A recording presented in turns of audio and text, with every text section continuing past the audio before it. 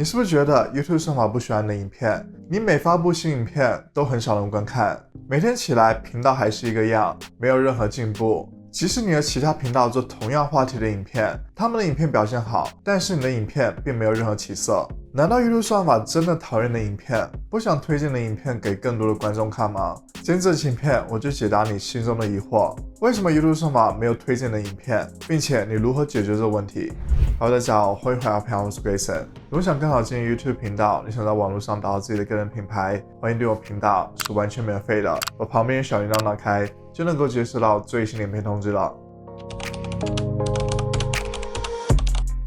首先我们需要清楚 YouTube 算法到底是怎么运行的，它是怎么推荐影片给观众看的。我们要知道 YouTube 是靠什么来盈利的，它主要是靠出售影片里面的广告位来进行盈利的。如果观众观看的越多影片里面的广告，那么 YouTube 的收入就会增加。所以 YouTube 算法的目的就是推荐给观众他们最想要看的影片，最适合他们的影片，然后尽量把这些观众留到这个平台上。如果观众能够看越多的广告，那么就意味着 YouTube 的收入就会增加。所以 YouTube 算法决定要推荐哪些影片给观众时，他们会看重3个指标：展示点击率、平均观看时长，还有观众连续观看时间。在 YouTube 后台有个图，能够让你具体的知道 YouTube 算法到底是怎么推荐影片的。所以你需要来到你 YouTube 后台，我们选了内容，例如我选了这部影片，我们选了查看数据分析，在这里我们选择覆盖面，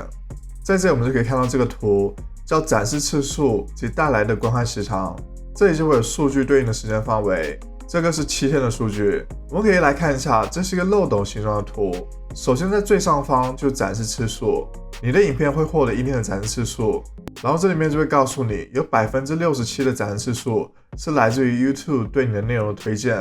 我们可以具体看一下，有在首页上面的推荐，也有在观看页面上的推荐。所以如果你这数值越高，就代表 YouTube 算法给你的推荐量就更多。然后接下来就是展示点击率，当 YouTube 把你的影片呈现给观众时，那么有些观众就会点开观看，而有些观众不会点开观看，这取决于你缩图的标题。那么对于这部影片来说，就有 4.8% 的点击率，然后通过这 4.8% 的点击率，给我带来了1538次的观看次数。然后这些观看次数平均的观看时长为5分18秒，就代表着观众每观看一次，他们就看了5分18秒这个影片，然后最终给我带来了135.92小时的观看时长。所以这个漏斗图就能够让你非常清楚的知道 YouTube 算法是如何推荐的影片的。首先它会展示给一些观众观看，然后有一些观众会点进的影片产生了展示点击率，然后这些观众也会观看的影片产生了观看次数，还有平均观看时长，最终会给你带来一些总的观看时长。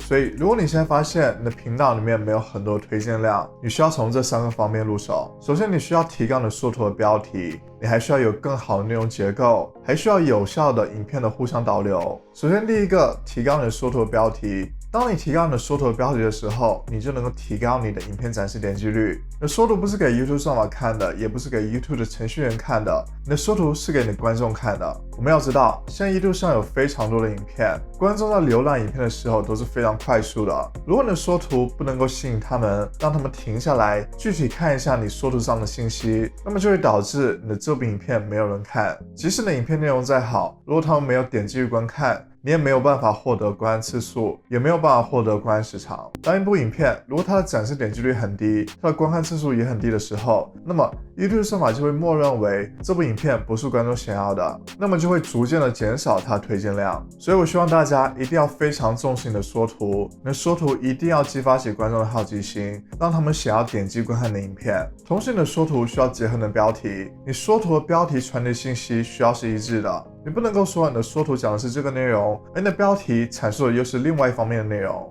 你的标题能够提供给观众更多详细的信息，这会更加帮助他们决定是否要观看你的影片。所以当你能够提高你的缩图的标题，你就能够立马提升你的展示点击率，也就能够立马提升你的观看次数，这会给 YouTube 算法一个积极的信号，认为观众想要看这部影片，就会加大推荐量。第二个就是你需要有更好的内容结构。当你有更好的内容结构时，你就能够更好的组织你的语言，你会去除掉那些没有用部分，这会使得你的整部影片会更加有逻辑，更加有条理，会更加清晰，让观众更容易理解。这里我举几个大家常犯的错误。首先，第一个错误就是开头太长，我相信这是很多人都在犯的错误。有一些人他们影片需要有很长的开头，为主题做了很长的铺垫，还有一些人习惯在影片的一开头就和观众交流，他们认为这样能够拉近自己和观众的距离。但其实大部分观众都想要快速得到他们想要的信息，如果你花了2分钟、3分钟才真正进入到重点，那么很多观众就会失去耐心，关掉你的影片去寻找下一部影片。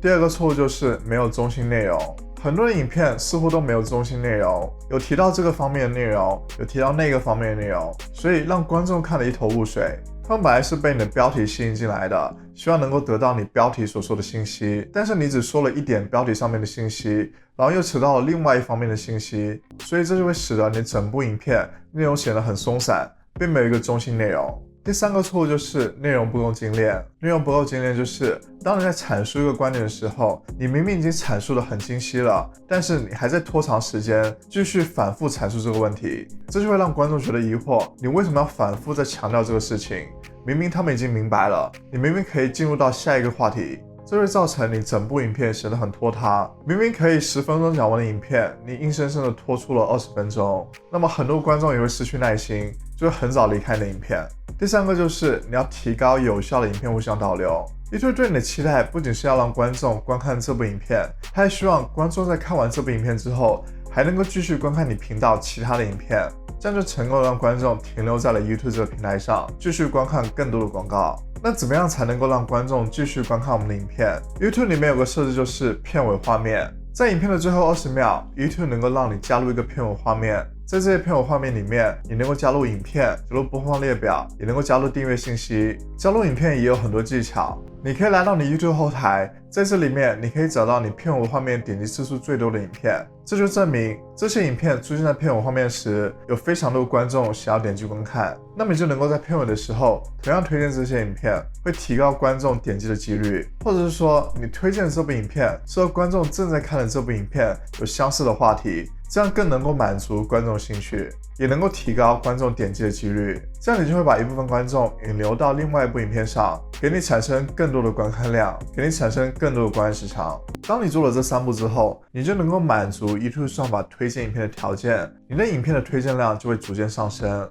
但是我不希望大家都误以为这3方面很好提高，这些都需要你去不断的制作出新的内容，不断去了解你观众的兴趣，不断去提高你的说图、你的标题还有你的内容，这样你频道推荐量才会上升。很多观众都会在我评论区里面抱怨自己频道成长很缓慢，自己的频道推荐量没有很多。我有时候也会点进去他们的频道，去看一下他们的频道，然后我发现他们只是刚开始做 YouTube 频道，才发了几部影片、10几部影片，就开始不耐烦的抱怨 YouTube 算法不喜欢自己的频道，不给自己推荐量。你频道成功取决于你的目标、你的决心，还有你使用的方法。如果你只是在一直的抱怨，没有静下来去思考自己的内容，去思考自己提高的方向，那么你的推荐量是很难提高的。我知道这期影片可能会戳中一些人的痛点，可能会打击到一些人的积极性，但是如果你想要你的频道成功，你就必须要付出更多的时间，更多的努力。就像我现在，我一直保持每周更新3部影片，我还有自己平时的工作，